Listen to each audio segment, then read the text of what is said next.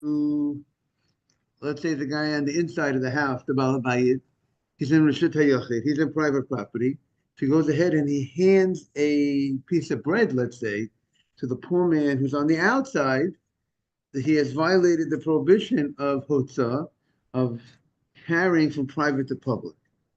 But the Gemara, now we all know, we said that in order to violate the prohibition, you have to do an akira and a hanacha. You have to uproot the item in one domain and in the private and then place it down in public, or vice versa.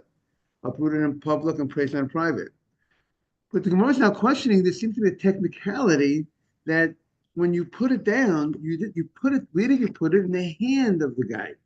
You handed it to the guy who's on the outside. Or you handed it to the person that's on the inside. And a person's hand is not a place of. It's not an area of. It's not four tfachim. My four tfachim. We find four tfachim is the measurement of by a lulav. What's the size of a lulav?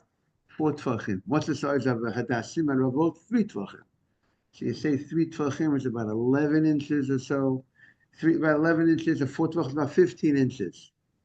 So you need an area. You need 15 inches by 15 inches. Let's say that's called a place. You placed it down in a place. But if that's what the Gemara is, and that's what the halacha is, and therefore the Gemara is going to question, so how does it work by the hand? It seems that the hand is not following the normal law. But the Gemara, see there's a letter of Gimel on top of the Vahabi'inan, and that's an accepted rule. You need to place it on a place that's 4 tvachim by 4 tvachim. Obviously, we're going to see this. The hand might be a exception to the rule. We'll have to see. We'll see why that it's fine even by putting it in someone's hand. But the general rule is, and that's what the Gemara is questioning, based on the general rule that we have established, so it should not be good. That's the Gemara's. About the rabbis wearing someone's hand to be a Carmelite. Good morning, David.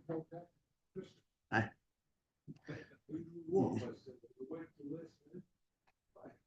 Okay. Good morning. No taxes. What you said about Carmelite, the question of the Gemara was the hand of a person when he's standing in one domain and he extends his hand in another domain, what status does his hand have at that point? It can be a Carmelite, but it doesn't matter that it's not Arba Tvachim. If it's not Arba Tvachim, how can it be a Carmelite? Right. So Carmelite, the idea of a Carmelite is a domain, it's a rabbinic invention. Here the Gemara is told that rabbis gave certain areas a rabbinic prohibition of carrying from there to public or from there to private. But piece has to be at least 4 by 4. But I'm saying, but that Carmelite that we're talking about, we can make this hand, we could give it a status of a separate place, which Nathan is pointing out, even though and it's not 4 tvachim by 4 tvachim, we could possibly give it that's on a rabbinic level. But here we're dealing on a Torah level. The Mishnah stated that if the guy goes ahead and he hands from the private to public, he would be obligated a korban chatat, be obligated a biblical carbon, a Torah carbon, or if he would have done it intentionally, he would be obligated death if he's warned and with witnesses or correct without. So that's the Gemara's question. How could that be? I want to bring David up to date. We are on 4a, and the art scroll, it's most probably 4a2, and that's with the Gemara towards the bottom of the page. 4a2, correct. Pashat et ani et yodo. Right? The poor man stuck out his hand and he placed the item into the hand 4a2, Simon, the first column. So the Gemara's question is, we need an akira, and you have to uproot from a place that's 4 tvachim by 4 tvachim. We were focusing on the hanacha, but both are true because the Mishnah gave both cases. The Mishnah gave a case when the guy on the outside stuck his hand inside and took the item out from the hand of the Balabayit, right? He extended from outside. That was also not a patient. It wasn't 4x4 itself. Exactly. So that's the Gemara says both sides of the coin. Whether you hand it to the guy outside or the guy outside takes it from the hand inside, both cases, neither the akira, neither the uprooting of the item, not the placing down of the item, was on an area of 4 tfachim by 4 tfachim. You have to have, David, just to bring you up to date, when a person, in order to violate the Shabbat by carrying, it's only if you place the item into someone's hand, place an item onto an area that has a certain width and length.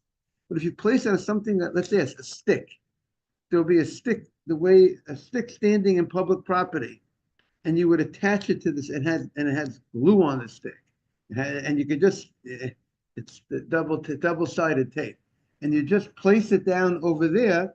But since it was not 4 tfachim by 4 tfachim, so you didn't place it in something that's called a real placement.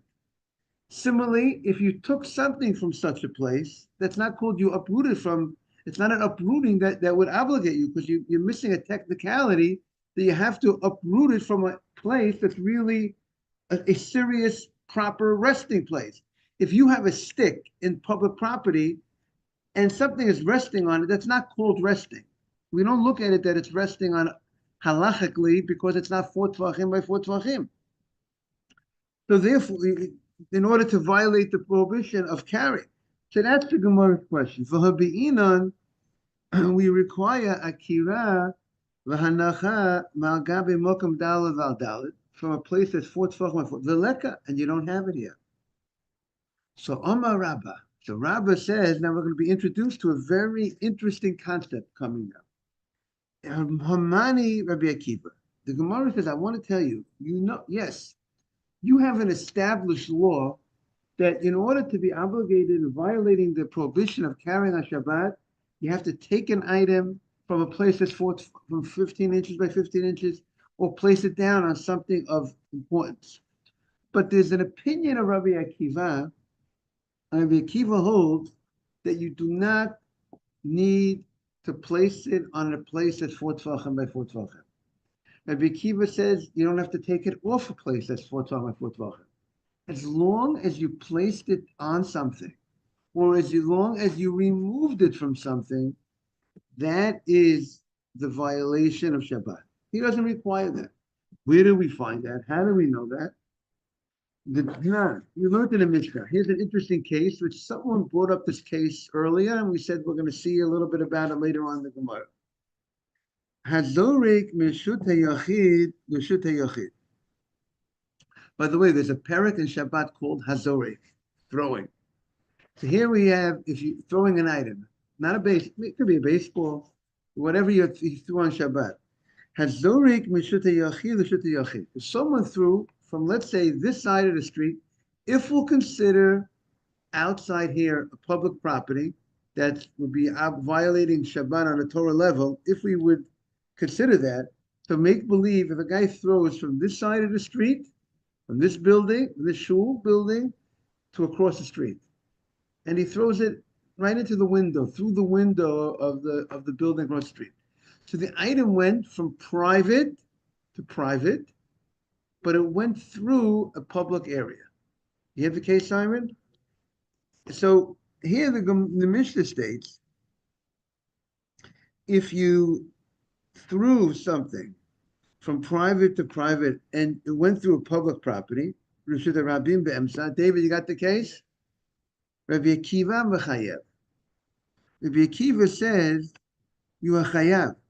Rabbi Akiva says, there are violations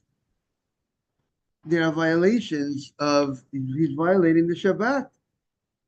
And the Chacham potur. And the Chacham say he is patur. The Chacham say if you threw the item from private to public, from private to private, and it went through public property, Rabbi Akiva says you are exempt in such a situation. The Chacham say you're exempt. So we have a machloket. And the Gemara will explain the machloket in a moment. I just want to just share with you, we mentioned before that the accepted rule is you have to place it on an area that's 4 tvachim by 4 tvachim. Or you have to remove it from an area that's 4 tvachim by 4 tvachim. So the early rabbis, the Rishonim, meaning post the Gemara, discuss what is the reason for this law. Okay, you're telling me this is the accepted general rule. What is the reason behind it that I have to place it on a spot that's 4 tvachim by 4 tvachim? Now, I gave you an example of a stick in public property, right? I gave you a stick in public property. Now, you understand, David, if you put something on a stick in public property, if it doesn't have a proper area, what might happen? It might fall. It might fall, it might not remain there. So something that is... That's Brahma, that's not necessarily Dharmi. Right. But here the issue is, Nathan, is this considered a proper resting place? A place when you place something on something, which my example of the double-sided tape would not fit for that, because double-sided tape, if you stick it to it, it's going to remain there, right? If you would have an item, a stick that they have glue all around the stick, and you place it on that, it's not going to fall off. But the general item that doesn't have a certain surface, doesn't have a certain area, is a type of thing. You have a table, right? Why do you make a table at a certain size? Because if you have a table, if it's too small, it's too small. The item I can't keep the food on the table. The food's going to fall off the table, right? You don't make a table that's very too small in width and too small in length. So some say, this is how the Rambam, in his explanation of the Mishnayot, the Rambam says that an item that's placed on something less than 4 tvachim generally doesn't remain there. It could fly away if it's in public property, one area. So that is, it's not considered resting. It's not considered resting there when it's common for the item to be one area, to come off, to be removed, to fall off. So that is the explanation of the Rambam. The Rashba says that what is the norm of people? The norm of people is to place an item. You don't place an item on a pole. I don't care if it has double-sided tape all around that pole. That's not the normal way of placing something. You don't place things in such a small area. When you put something down, you put it on a surface that has certain width, that has certain length. But if you put, Ariel, if you put something down, we're discussing, if you put something down on Shabbat, if someone carries from private to public, but in order to violate the prohibition, to be obligated a korban, that he has to go, if he did it unintentionally, he has to place it down on a certain area that's, let's say, 15 inches by 15 inches. If a guy is going to go ahead, if there's something in public property that's standing up like this in public property, and I put it on top of here, that's not called, he would not be obligated because the area is too small. I placed it down, he was carrying with him, he forgot it was Shabbat, he was carrying the chumash, and he placed it in the chumash. Now, it's not so, for some say the problem is it's not so stable, it's not really resting. It's not a real place you rest, it's not, the item is not called sitting, because it's going to fall, it's going to drop. But others say, the Rashba said, the issue is that it's not a normal way that people place things down. You don't normally, that's not the way that people, even if it's going to stay there, it's never going to fall, but that's not normal. It's not the normal thing that people do. People only put things down in places that have a certain width. That's the norm of people. And since it's not the norm to place things on things that are less than 4 tvachim and 4 tvachim.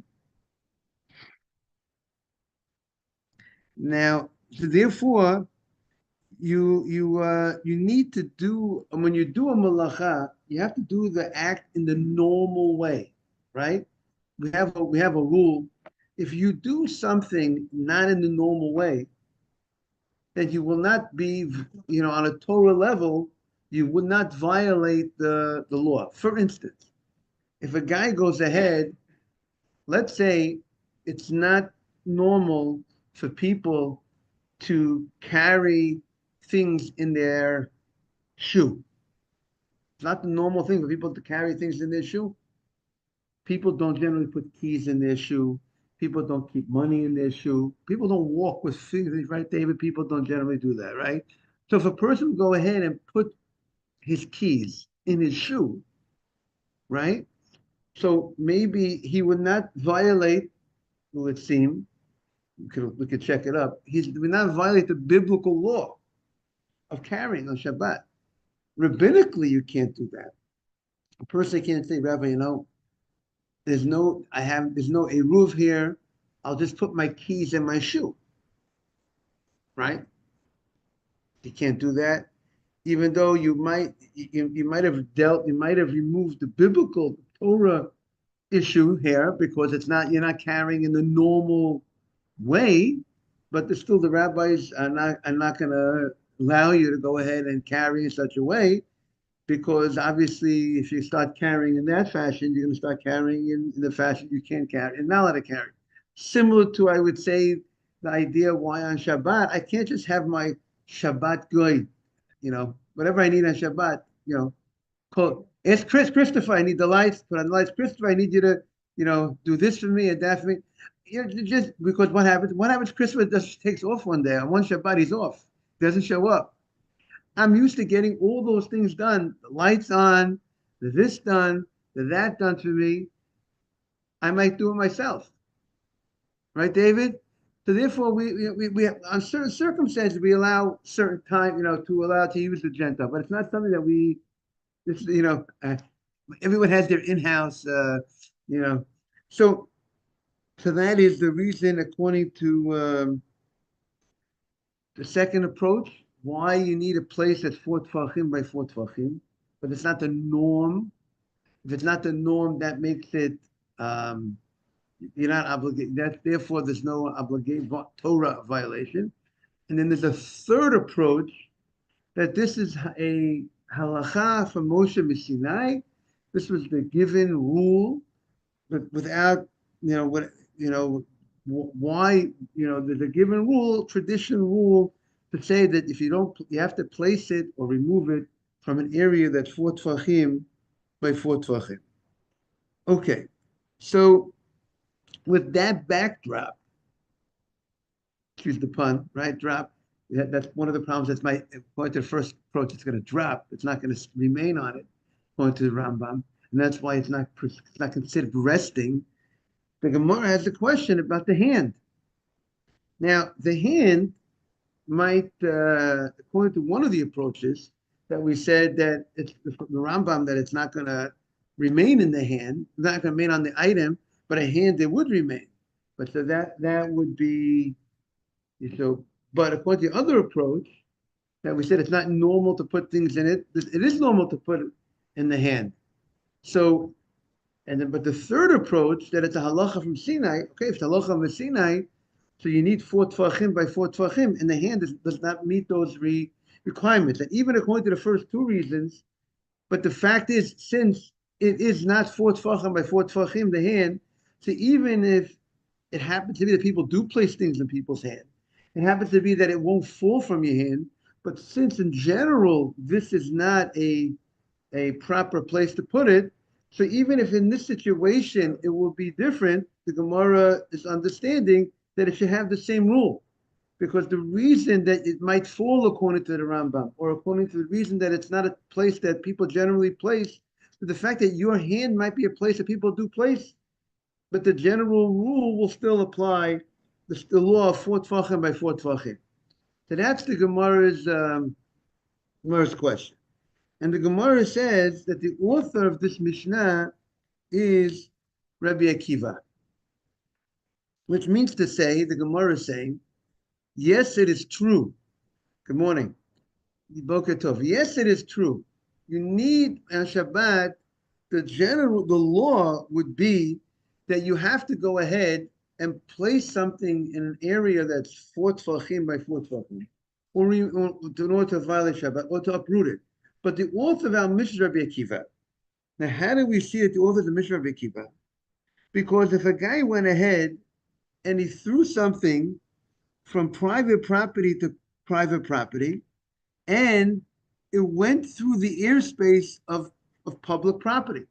So now, until now, we've always said to violate Shabbat, you have to go from private to public, or public to private, or within public to travel 4 amot. Within public to pick up something, walk 4 amot, 6 to 8 feet, and place it down. That would be the violation of Shabbat. That's what we said until now. But if you take something from private and it starts in private and it does not end up in public because you threw the item from this side of from this building, shul building, to the next across the street, and where did it rest? It rested in private. It's true, it went through public, but until now, we've always been saying to violate the Shabbat, private to public, public to private, or within public. But here, it did not rest in public property. It went through the public property, but it did not rest. You didn't place down, you didn't do the hanacha, the placement in private property, or in public property. It started in private and it ended in private. So therefore the Chachamim say, you are patur. Patur means there's no Torah violation, but there's still a rabbinic violation. You can't throw it from private to public, because you might come to throw it from private to public, right? We understand defense. But Rabbi Akiva says you are chayav. Rabbi Akiva says you are chayav. Now, why does Rabbi Akiva say you're violated? So he has a principle, the Gemara says, Rabbi Akiva says, Amrina kluta kemishun chadami. When an item enters a space, the airspace if it goes from one domain to another domain, we consider it as if it's resting in that domain that it enters, the new domain that it enters. So when you threw it from private, the moment it hits the public domain airspace, it's in the airspace, we consider it as if it's resting, even though it's not resting, right? So it's a very novel idea to say. The Chachamim say, no, it's not resting. We're not gonna say that it is that it has the status of it's resting.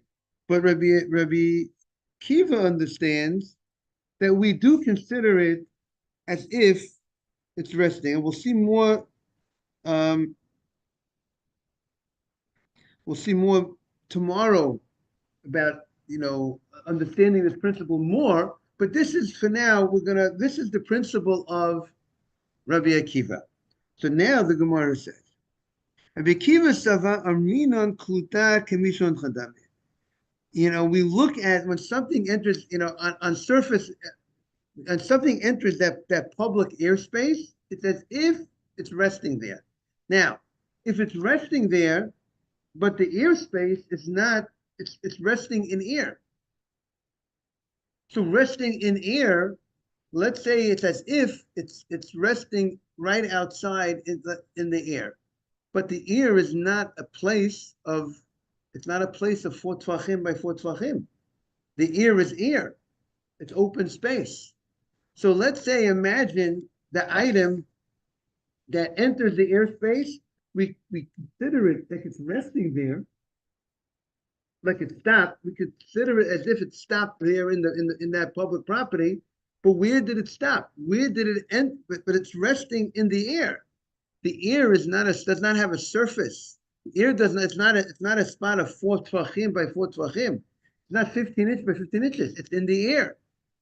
And yet Rabbi Akiva holds you're fine, meaning that it would fulfill the requirements of violation of going from private to public, even though it did not actually rest on an area that's 4 tvachim by 4 tvachim. It just goes into the airspace. The fact that you're in the airspace, that's enough. So Now, if you go backwards, say, the airspace is enough to be resting, all the more so would a stick be resting.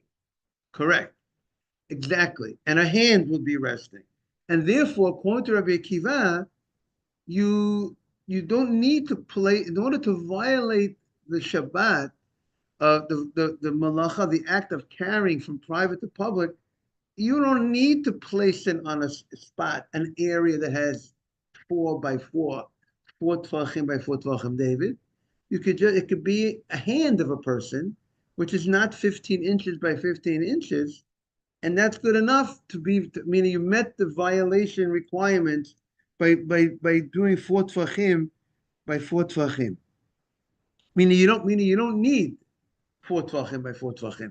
As long as you went from private to public, and we consider it that we look at it as if it's resting in that public property. Now, so the Gemara said, L'meimra, this is coming to say, Shita le Rabba, that according to Rabba, the Rabba gives this answer. Right? Rabbi gave this answer to address our question. Right? Rabbi was coming to address our issue, and he says the kluta kamishon chadamya. It's obvious to Rabbi that the reason of Rabbi Akiva is because we say that once it enters the airspace of public property, it's as if it's we consider it as if it's resting in that airspace, and as if it's resting in the airspace, he would be violating the Shabbat. Ubetoch hasara pligi. And where is the argument? Now we know airspace of public property that we say would be considered a violation of Shabbat is only if something is within 10 tvachim of the ground. If it's within 10 tvachim of the ground, within 40, let's say 40 inches or so of the ground, that's considered the airspace that would be public. We consider that the public airspace. But higher than 10 tvachim, we consider that airspace that will not be in violation. That area is considered a separate area, a mokom patur, a place of exemption. So if that's the case, so we have to say that ubetochas sarah pligi. And where is the argument of Rabbi Akiva and the Rabbanan?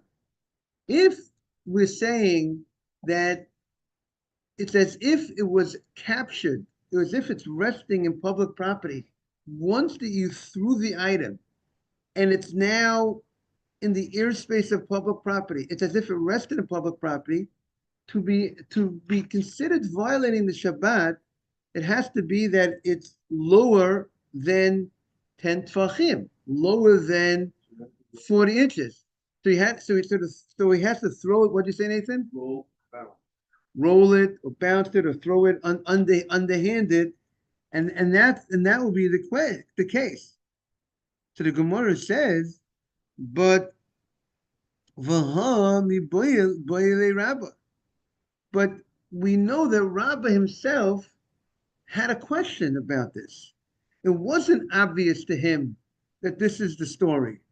The boy Rabbah, because Rabbah had a question. What is the case of Rabbah, of Rabbi Akiva and the Chachamim? Lamata me'asara pligi is the argument of Rabbi Akiva and the Chachamim when the item is within 10 tvachim of the ground, and bahak pligi, and if they're arguing when the item is very low, within 40 inches of the ground, so Rabbi Akiva holds of this concept that once it enters the airspace of public property, it's considered as if it's resting. And the Rabbanan don't hold of that principle. They don't hold that the fact that something enters in the airspace of public property It's as if it's resting in public property. They don't hold that. Rabbi Akiva's Sava, Rabbanu Savi Lo Minan. We don't say that when you throw an item and in public property from private to public, it's as if it's resting in public. Lo Mina Kluta Kimishon Chadame. Avolamayla Masara. But if the item would be higher than 10 tfachim, if you threw this item higher than 10 tfachim, then everybody would hold patur. Everybody, divya called patur. Why you be exempt? Because it did not, because that's higher than 10 tfachim, is not considered airspace of public domain that will be violating the Shabbat on a Torah level.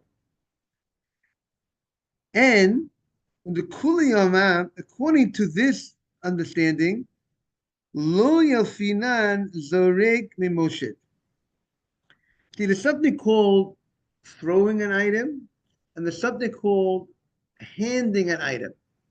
We find by the Mishkan, when they, with the boards of the Mishkan, they had the wagons. As you know, they had the wagons where they carried the boards, and they handed from one wagon to another wagon, the boards, and it was out, and the space between the wagons was public area.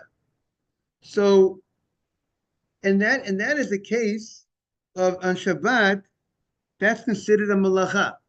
On Shabbat, if you go ahead and you directly hand an item from one private area, meaning, let's say just like the wagon was a private area, it had dimensions of a private area, the wagon, it had a certain space, right? And certain width, certain height, and that you handed from one wagon to the other wagon with a public property in between, we say that that's a violation, that's a Torah violation, because it went from private to private through public property, even though it's higher than 10 tfachim. That's a law that Rashi says we established in Perek HaZoreit that he is obligated. Now, as you know, the boards, they did not throw the boards. But if you throw the boards from one place to the other, what will happen to the boards, Good morning, Rabbi? If you throw the boards will get ruined. The boards will get damaged. So they didn't throw the boards. So now the question is, can you learn the case of throwing an item from private to private through public from the case of handing an item from private to private through public? So according to the first approach, you cannot compare the two. The only time you will be obligated is only if you go from handing from private to private through public. That's the case of the midbah, handing from one wagon, but not if you, according to this approach, if you throw from one private to private through public, you will not be obligated. That's one possible approach. Yes. Right. Handing it means if let's say from this side of the street, if I will go ahead and I'll take a stick, and I will go ahead and someone's standing on the other side of the street, it's a long stick, on the other building across the street, I handed it, it went through public property, but I handed it to him. So that would be chayav, even though I'm on a high floor, even though let's say it was above 10 tfachim, above the airspace of 10 tfachim, from the second floor to the second floor of that next building, if you handed it from window to window, that would be chayav. Continue tomorrow. We're getting into a new area. Everyone should have a beautiful day. Thank you for coming. We'll be regular time tomorrow. Thank you for joining. And Ariel, thank you for sending out. I presume you sent out.